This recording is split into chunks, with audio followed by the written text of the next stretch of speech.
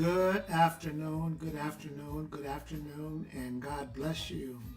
I'm Dr. Preston Ray Winfrey here, and I am blessed to have my one wife, Dr. Gloria J. Winfrey, who is sharing this time with us on today. I am alive, I'm clothed in my right mind with a reasonable portion of health and strength, and playing in the background is "Thank You, Lord, for one more day." And indeed, I am thankful. I'm in my right mind, reasonable portion of health and strength. And my testimony is consistent that the Lord is good. He has blessed me beyond measure, and I know that He has blessed you as well. It's not often that I get the opportunity to have my better half joining me, but she has agreed to be with me on today, and so we're going to hear from her a little later on today. But how are you today? I trust and pray that you are doing well. I hope that you've had a great week. Have you? Well, great. And I trust that Mother's Day went well for you as it did on this side of the globe. Well, we sent out many invitations, and let me just thank you right now in advance, those of you who are able to join us for this hour. Won't be an hour, but for this time. And for those who will get a chance to view this a little later on, and you can repeat it as many times as you feel necessary. But again, I'm excited, and you want to say hello to all of our viewers today? Hello out there in viewerland. So good to be a part of this broadcast on today. Thank you for receiving me. Okay, well, thank you so much. And over these past few months, I've had many people who wanted to know how's retirement, and have you really retired, and what's going on with you?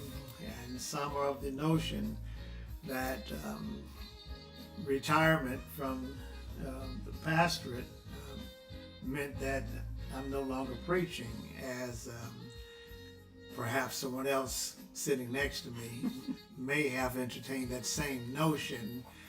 And I find myself repeatedly telling people that I've not retired from ministry. I've retired from the office of pastor, even though there are still some unfinished chores and duties, and I'm still being called on by both Pioneer as well as other places.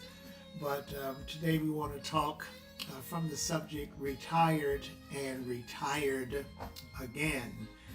And I'm especially glad to have my wife sharing this time with me, because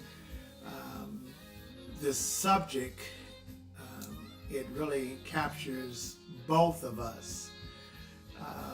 My wife retired many years ago, and then she was working with me in ministry as a partner, and I, for the first time, have retired. So that's what we're going to talk about today. We're going to talk about retired and retired again. And so I put together a list of questions for my wife, so that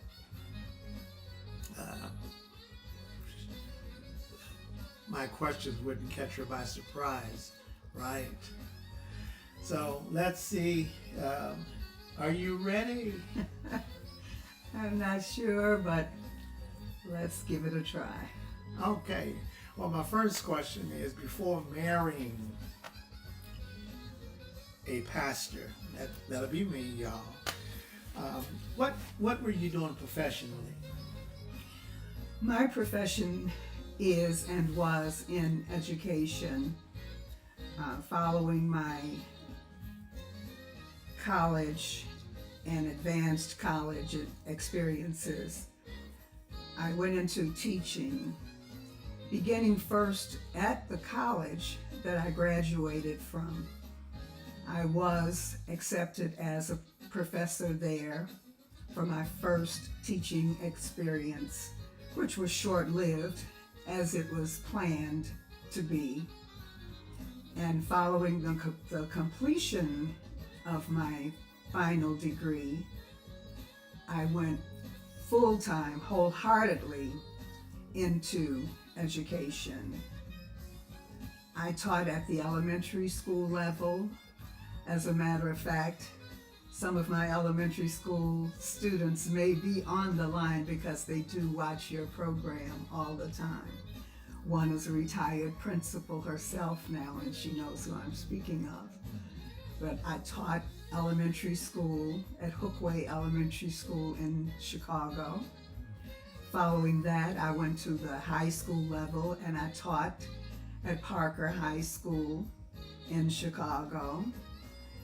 Following that, I went into higher education and began doing counseling and teaching at the college level. But eventually I settled down in an area that I was very warm about. I had some students who had difficulties as they went through their elementary and even the high school stages of their lives. And so I had a calling then to work with those students who were not as gifted as some of those that I had been working with. And so I began working then with the developmentally disabled young adults at the high school level. And that's where my career took off.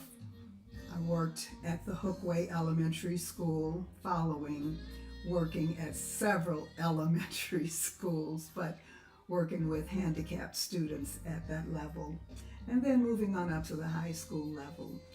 My elementary experiences were broad, not only at the Hookway School, but I was blessed to have been the first person of color to be hired to teach in the Wilmette Public School District. And that was quite a wonderful experience that I thoroughly enjoyed, which really prepared me for the work that was ahead of me when I came back to the Chicago public school system. And it was from that school system that I retired as assistant principal at the North Side Learning Center. And once again, I was working with students with disabilities, handicapped, young adult, men and women. Well, thank you. So you retired, well, just before you retired, you got married in 1993. Do you recall a few thoughts that you had before marrying a pastor? I can think of a lot of thoughts that I had before marrying a pastor. I had some experience with what it was like to be married to a pastor because my mother was married to my father, who was a Baptist preacher / pastor. So I had a little experience or knowledge of what it might be like being married to a pastor. But I felt that I was ready for the ride. And so I presented a little idea to the person who was considering me as the wife. And that was, if you love me enough to want to marry me, then you must also love me enough to allow me to retire early from my teaching career. Ooh, now you know the Lord is going to get you for that one. Because the way this really went, first of all, you never saw yourself ever getting married. True. Why? I suppose it had a little to do with my upbringing as a young person.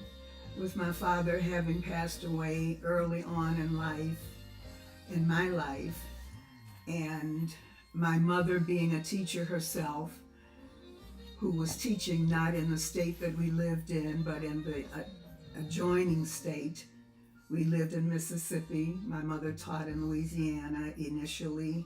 She did come back to Mississippi. However, I had to take up a new life living with my grandmother in New Orleans, which separated me from my family, from my immediate family. And that was a hard thing to deal with. I did not really understand at that time that it was for my benefit as well as for the family that I was put into another loving home. And so I probably developed a very negative attitude regarding being the wife of someone who may or may not be there with me or for me. And so early on, I made the decision, really thought that it was going to be that way, that I would never, ever get married, because there were certain things that I wanted to do, places that I wanted to go, and I did not want to have that as an interference. And so I locked myself into that notion of thinking that I would not be a good wife, and so I would remain single. So I messed things up for you. No, Because then came me. that was not a mess up. That was a fix up. Have mercy, Lord. Okay. So let me ask you, how did your life change while being married to a pastor and being the wife of a pastor? Did anything change? To a great extent, it did change. I was brought up in the church, raised in the church, lived in the church, was very active in the church.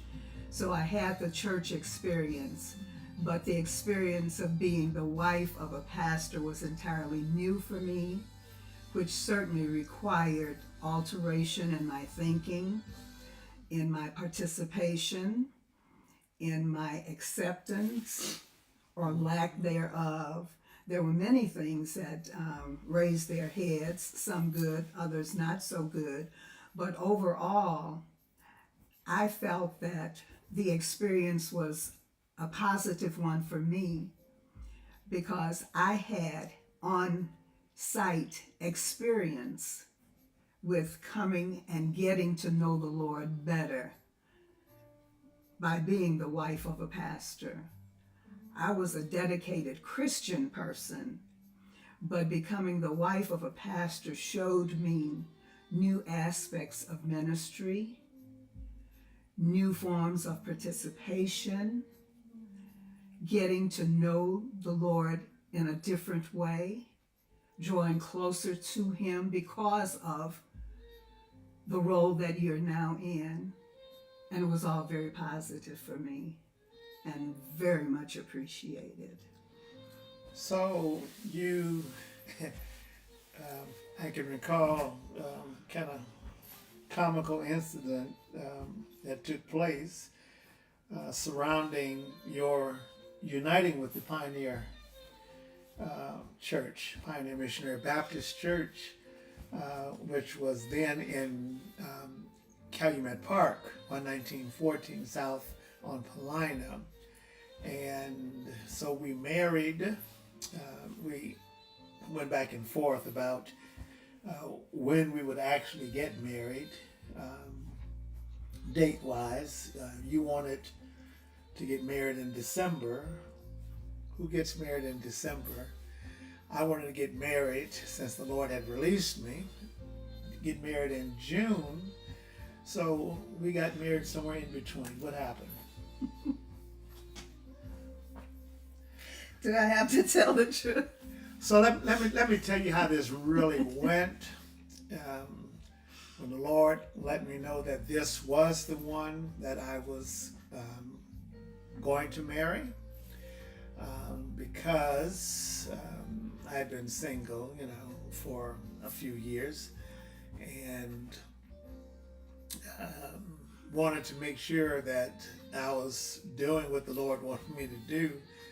And so he gave me permission to marry. So my mind was made up. And I proposed on December 25th, 1992. We were sitting up in our home. It was my son and I, and Gloria and her parents were invited over for a meal that we both had prepared. It was Marlon and I living together. Gloria was living in her place, just for the record. And so we're here having this beautiful dinner. We had morning worship at 7 a.m. And so we've now eaten our meal, and Gloria is there at the table nodding and nodding. And so I said to her mother, I said, look at her. She said, yeah, my baby, she's so tired, she's so sleepy. I said, I bet if I asked her to marry me, I bet you she'd wake up. And so she kind of looked at me, and I said, well, will you marry me? And her eyes got large as saucers. She looked at her mother and said, Mother, did you hear what he said? My mother picked up the fork and continued to eat and said, food is sure good. And I declare, girlfriend has not gone back to sleep since. She's been awake ever since that time. And so I shared with her I wanted to get married in June. She said December. What was up with that, you all? Where's my help? You all got to help me with this. So what was the rationale for that? I was a member of Pilgrim Baptist Church in Chicago, one of the outstanding Baptist churches. I was the director of the Thomas A. Dorsey Youth and Young Adult Choir.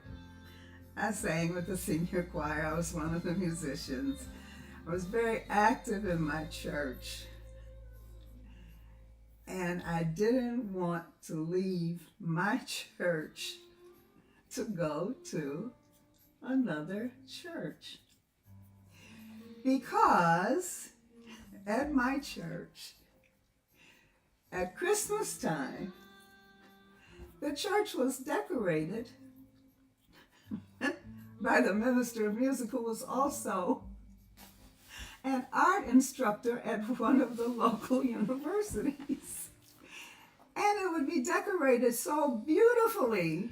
You can't make this up, folks. Why wouldn't you want to get married there in a nice, large, beautiful church where you didn't have to pay for the church to be decorated? So I didn't want to get married in December. I wanted to get married in December, rather than waiting for another time to get married. And then the other side of it was your family was involved, because the family does have yearly family reunions. And the upcoming reunion was going to be held in Chicago. There again, family members would not have to break up their schedules to come at a different time of the year. They could come at another time when they would already be here, ready for the wedding. So there were several things that were involved in making that decision, aside from the fact that girlfriend really wanted to get married to the person who had proposed to her. Shucky nah. That's what I'm talking about. Okay, so we agreed to have this wedding in July, July the 3rd. And so since that time, help us to know what it's like to be a member. Were you the first lady type member, the person who sits around with a hat on, maybe cocked to the side, no one can see your eyes? Were you a trophy first lady, or what did you do at the church? Trophy was not a part of my activity at Pioneer Baptist Church, not as long as the Reverend Preston or Winfrey was the pastor. That was not his mode of operating. At the church, everyone who joined the church was a member with the same rights and privileges and the same opportunities to work.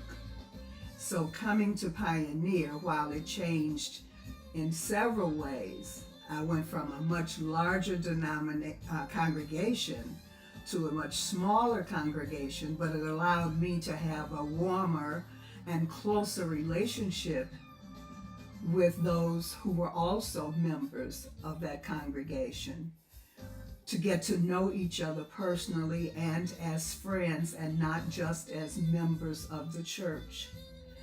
And secondly, because of how I had participated in the church that I was leaving, my new pastor thought it not robbery for me to have some of that same kind of responsibility, because I had the experience coming into the new church.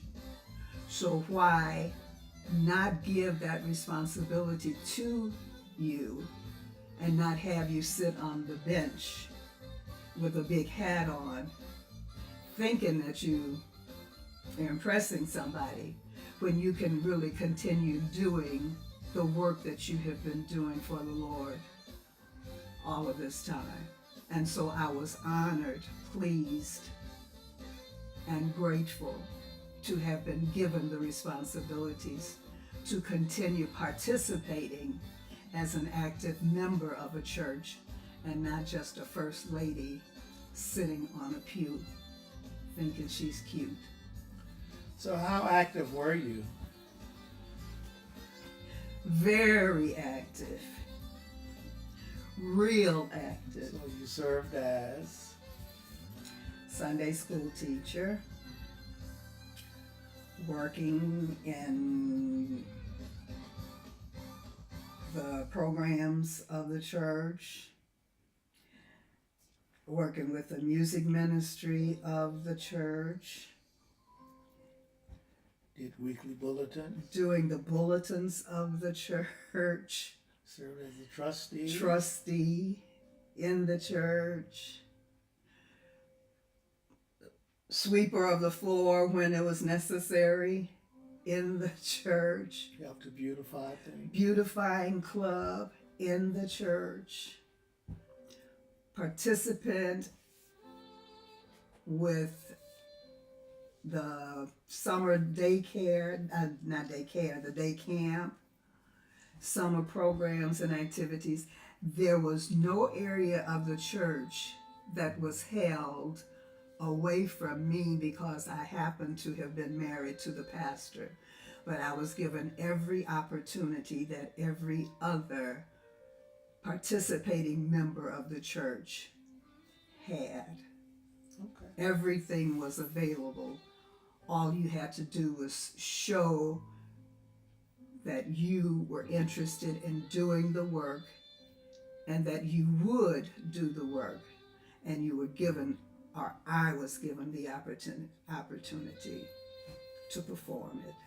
So as the pastor's wife, how many passes did you get? How many passes did I get? Yes. Oh, that's easy. I don't even have to know how to count to know how many passes I got. None. Zero. I was a member,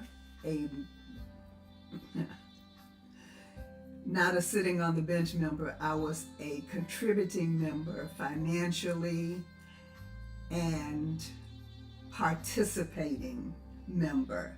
As a matter of fact, I got no passes even when I worked in certain positions. As I can recall, probably one of the most No, don't play that song for me. yes, I must play that song. Oh. One of the most embarrassing experiences that I had in working in the church was on a Sunday that the musician, the organist, was not there, unable to be there. And knowing music and having played an instrument or playing the piano, I thought I could also transpose that over to the organ because the organist wasn't there. And so that day, I kind of participated as the musician as well as the directress of the choir. However, the directress of the choir didn't hear the pastor when he said that was enough, that the choir had sung enough already for that Sunday. And it was time to move on with the service. But the person who was the directress didn't hear that. She wondered why all of the choir members had their eyes directly on her, which was so unusual for all of them to be staring at her like that, until she heard this growling voice coming from the pulpit saying, "I said, sit 'em down." He didn't say, "Oh, sweetheart, Sister Winfrey, darling wife." He spoke directly to the musician who was out of order. And that happened to have been me that Sunday. You get no passes with this pastor, no matter what your relationship is to him. Every member is first a servant of the Lord and a member of the church before you get to be a family member. You only become a family member when you walk out of the door. And sometimes, before you get home, you may become a family member again. Wow.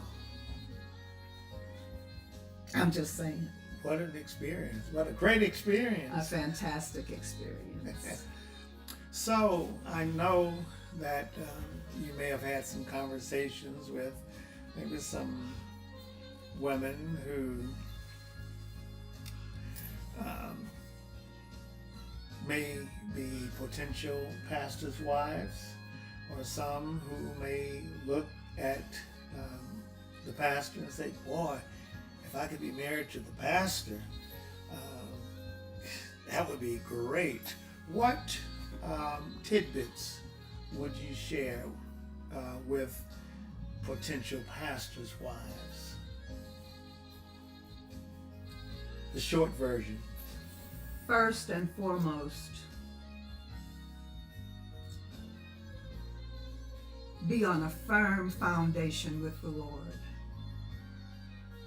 Let him be first in all that you think, do, and say. After you have that connection with the Lord, then you can understand what is expected of you in other areas of your life. And you can go about fulfilling those areas. But first and foremost, your dedication should be and must be to the Lord. Love your husband. Love your pastor by all means.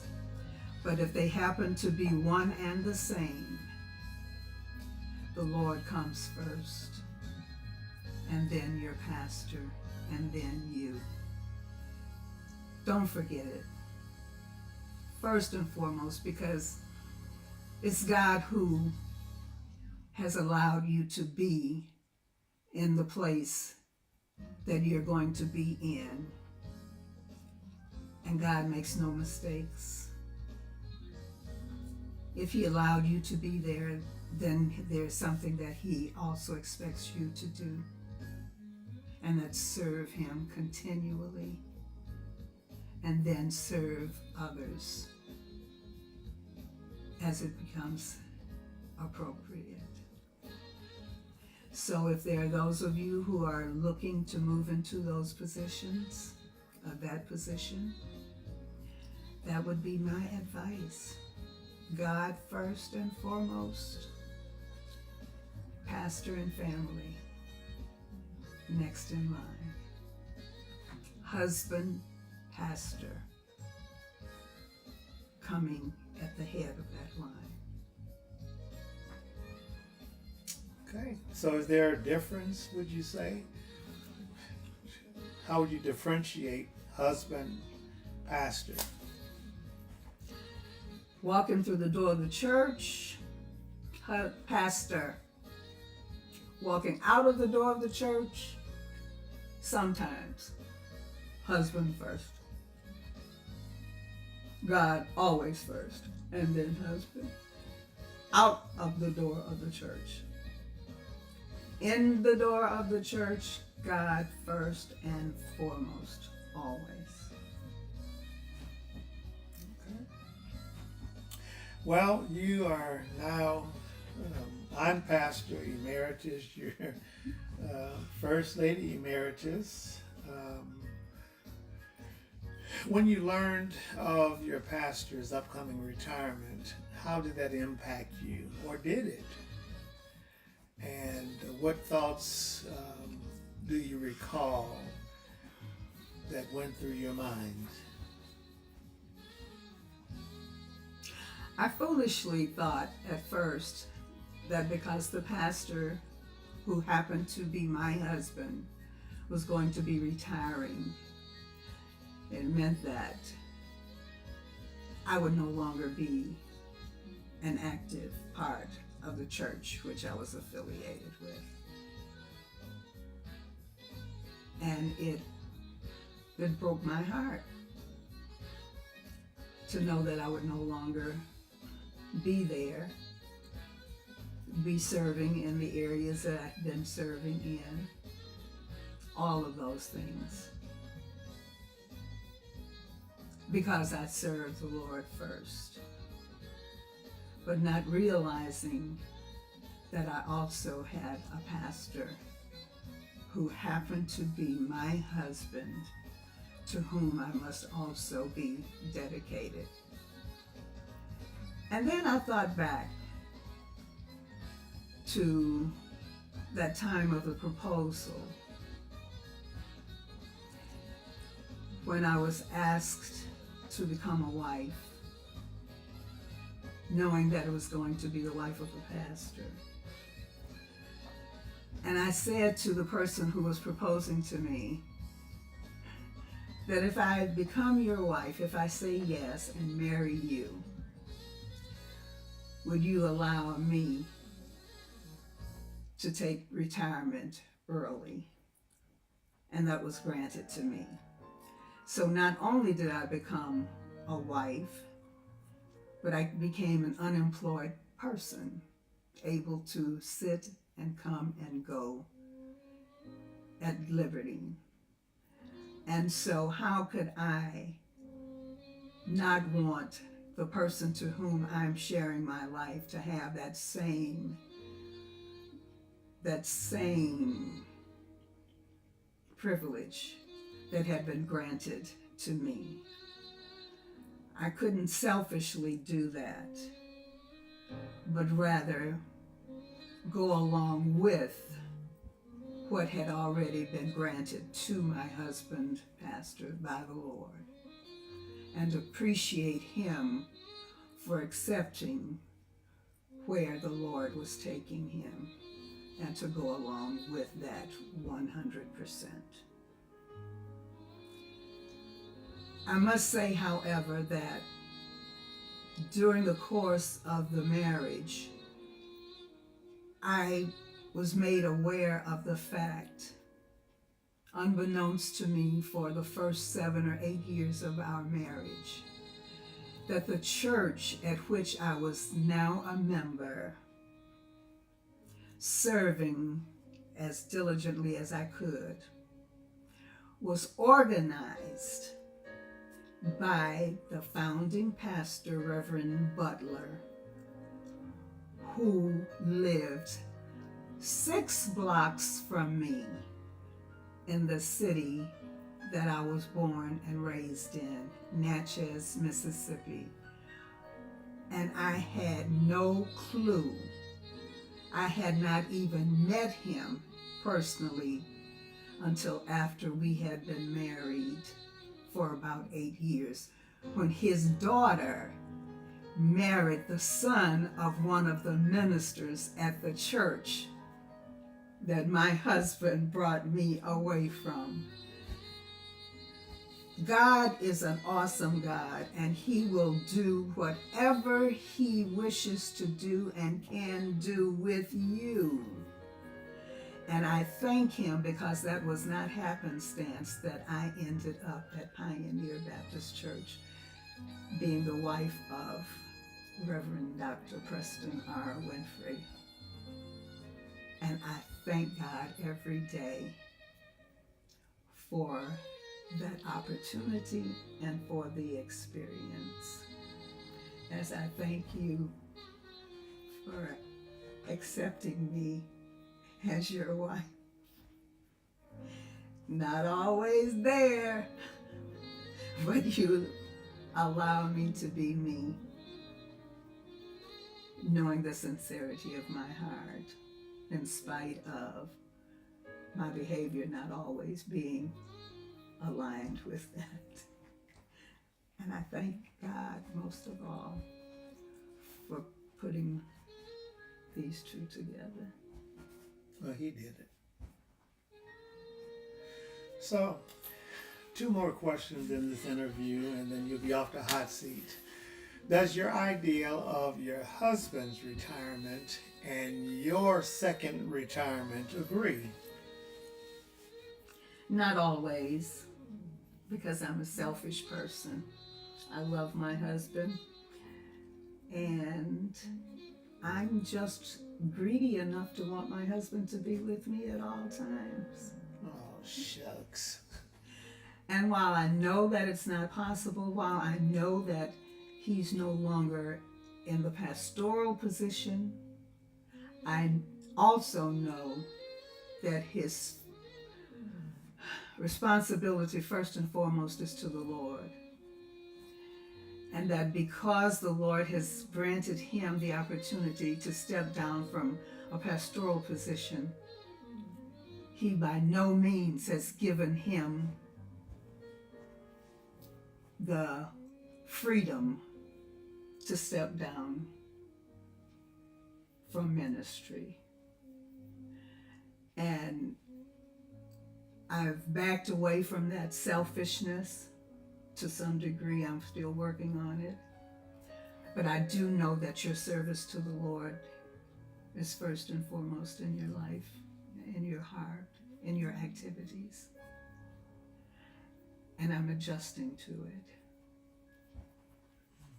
Not as selfishly as I did when you first moved from the pastoral position. All right. So, moving forward, what plans do you have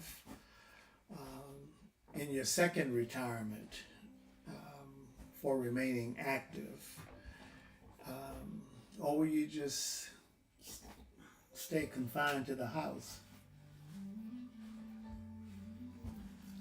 Because I do encourage you to get up and get out. I'm getting better. I still need some help, but I'm getting better. Yeah. I'm not a house person, basically. I'm a gopher. Go get 'em. And so I have to make that an active part of the life that I'm living with you. Because you were so involved with the church life, you're probably at the church house 3-4 times a week. doing things or busy with church life. Bulletins, which was a major piece. You didn't just put things on paper, but you would, I'd watch you. It took you almost a week to produce those bulletins because you had books all around you, periodicals, etc., inserting prayers, and you look at from the shepherd's heart those writings that I gave you, and you were coordinating songs to not only for the congregation, piece, but for the choirs to sing because of your philosophy and belief with respect to music, your love for it, and the ministry aspect. You were not that person who just said, we're gonna just sing a song just because it's out here, but there was some continuity with the song selections. And while so many, I would say, you all singing those old songs, but I guess the difference is you would bring songs that had substance, and you wasn't so concerned about a show. So you were busy along those lines, preparing music and getting sheets together for the choir. And yeah, it was a major production that you were doing. And then the time that you would take to prepare yourself for the Sunday school. And I know once we stopped because of COVID going into the building for Sunday school, we then started having Sunday school virtually. And even then, you would prepare each week as though you were teaching, even though you were no longer teaching in that regard. You taught maybe once every couple of months or so because so many different people were being utilized. But so you had your hands going in a lot of different fields. And so now that you're no longer in those positions, now you have all this time on your hand, and that may be where some of the frustration comes in because you're not as active as you once were. So you made up in your mind to start doing some extra things, meeting with some girlfriends, and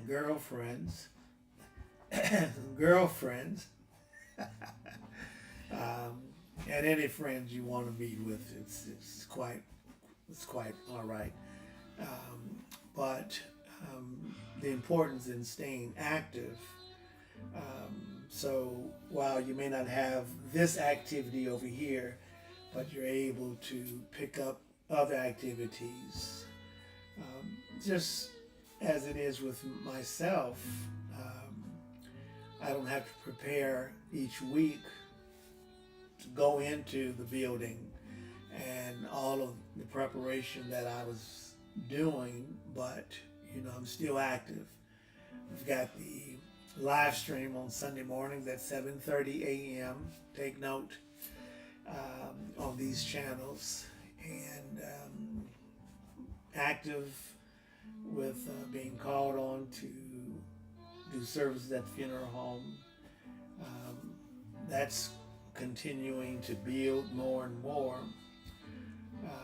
And you've been with me on a few of those occasions, and you had a ball, which we try to get you to do it a whole lot of times. But once you did it, you saw the value in it, and it gave us still some time together. So, well, thank you so much.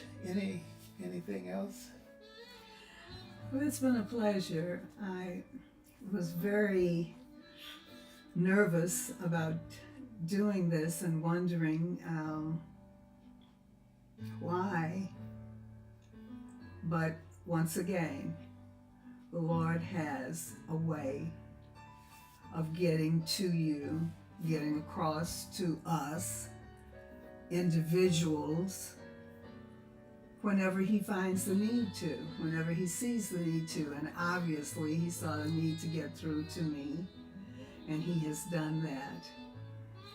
And let me just toss in, since you mentioned some of the things that I've started to do, it's amazing. And that song, "The Lord Moves in Mysterious Ways, His Wonders to Perform," how over the last few weeks, even yesterday, the Lord has allowed me to accompany you, my husband, in some situations and some occasions where I've been able to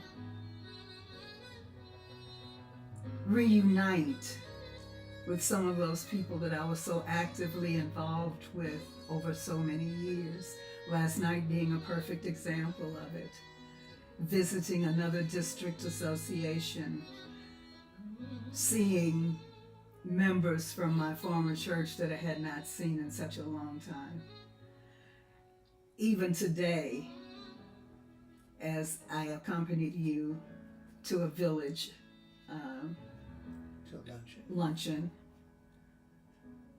encountering a few other people from my former church whom I did not know when we were there, but I had a chance to make acquaintance with them and interact with them. So again, the Lord is moving in mysterious ways. So he's creating situations in my life for me where I can be more positive and participatory with the things that I'm doing. And as a matter of fact, now I'm being invited out to churches. Oh, Lord, competition. Well, as a matter of fact, you have an upcoming speaking engagement. Tell us about that. I do. When and where? On tomorrow, as a matter of fact, I will be the guest speaker for their Women's Day program at the First Timothy Baptist Church in Chicago. Okay. And the good part about much of this that's happening now is I'm still able to do both things. Because of our time situations at my church, Pioneer Baptist Church, I'm able to not only attend my church and its services, but then I can also go and participate in other places where I may be invited, or I just want to visit, or sometimes I may even want to pop my head in the door when my pastor husband is someplace.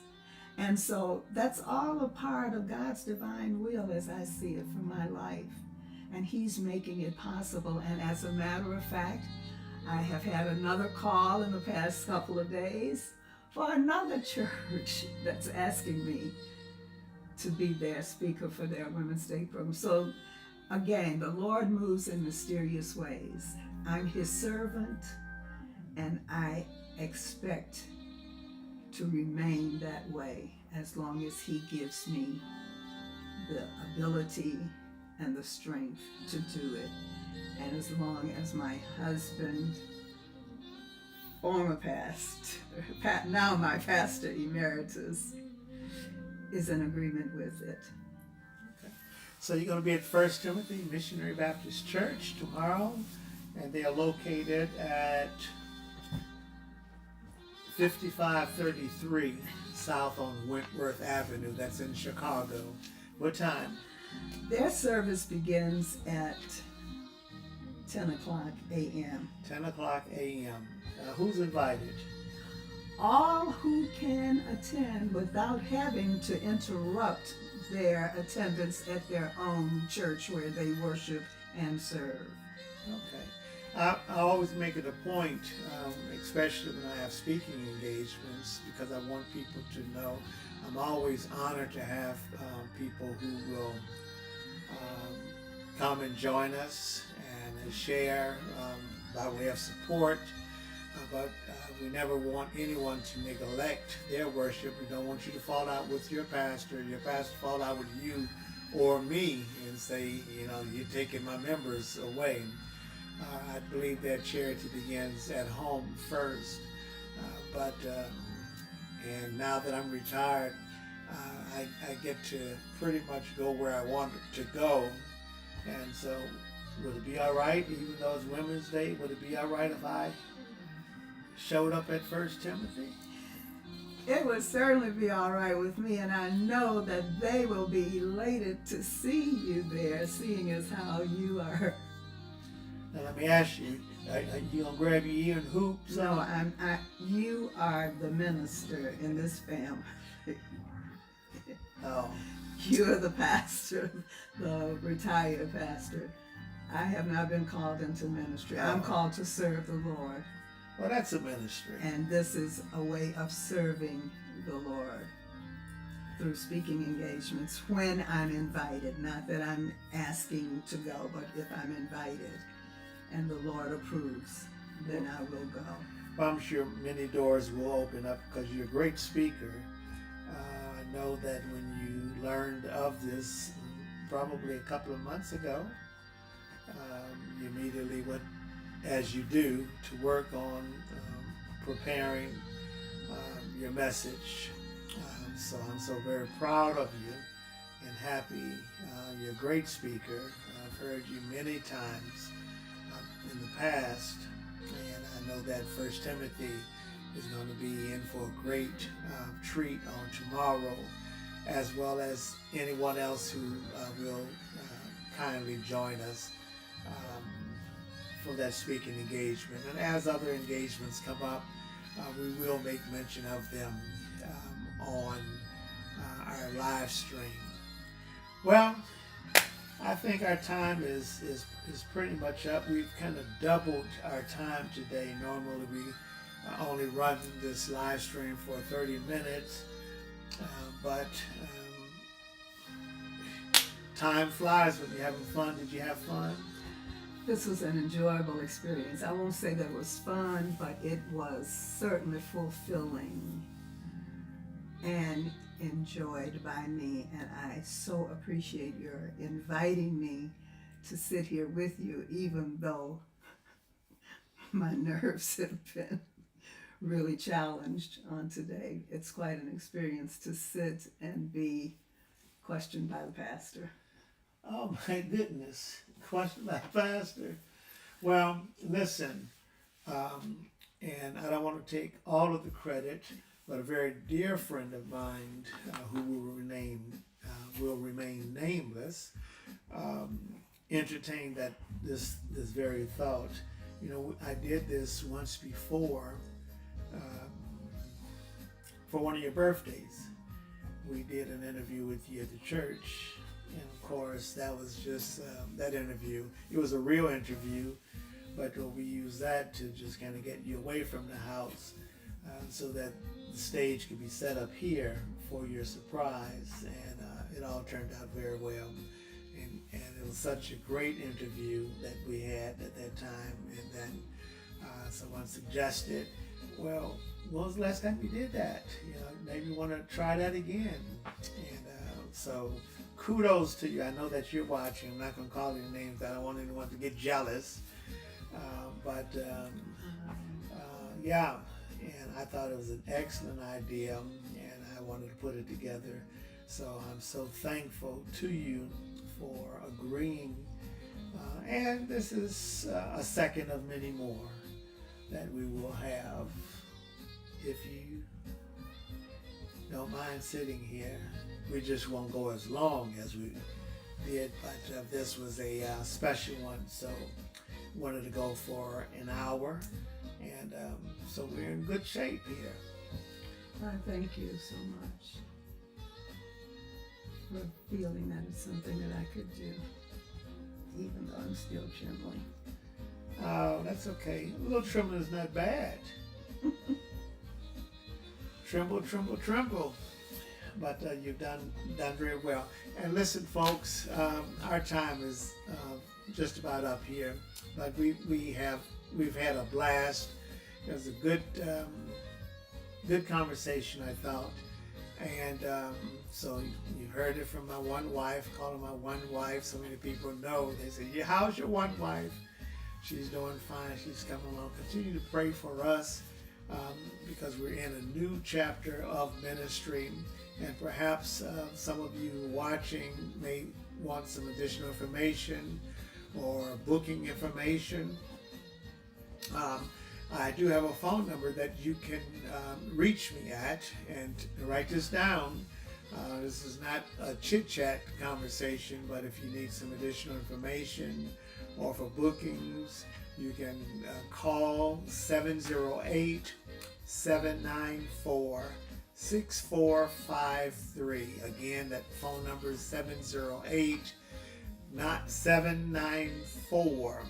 6453. One more time, 708-794-6453. You can give us a call after we leave the air and for conversation, short conversation. Want to get some additional information? Perhaps you could be a person who have never invited the Lord Jesus Christ into your heart to be your Savior. Listen, it is so simple. You don't have to swing from any chandeliers. You don't have to leap over pews, and your eyes don't have to go to the back of your head. Just simply admit that you're a sinner. You can't save yourself. You need a Savior. That's the reason Jesus came into this world. Came that you might have the right to the tree of life, right? So John 3:16 puts it all in a nutshell for us. For God so loved the world, but let's take the world out and put your personal name in there. Mine is Preston, hers is Gloria. God so loved Preston that he gave his only begotten Son, that if Preston believes on the Son of God, he will not perish, but he'll have everlasting life. You can know that same joy. You can have that same privilege of calling the Lord your shepherd, right? So if you need any additional information, please give us a call. We'll be so glad. Other than that, the Lord says the same. We will be on in the morning at 7:30 a.m. on the same channel. Please like us on Facebook. Be sure and subscribe to our channel on Facebook, YouTube. Hit the notification bell. It's going to generally be on the right top corner of your screen. This way, anytime that we are on, you will be notified. And there's never, you never know when I'm going to be on. I may just pop on at times just to do a prayer or just to give something inspirational, but usually on Saturdays at 3:00 p.m. and then on Sunday mornings at 7:30. All of our pastors and friends, thank you so much for joining us, and my prayer is that the Lord will bless you and keep you and cause his face to shine upon you and be gracious unto you. I pray that the Lord will lift the light of his countenance upon you, grant you, and especially you, his peace. We love you, and thank you again. May the Lord bless you. And don't forget, help somebody. Let them know about Jesus. Thank you. Until next time, God bless you.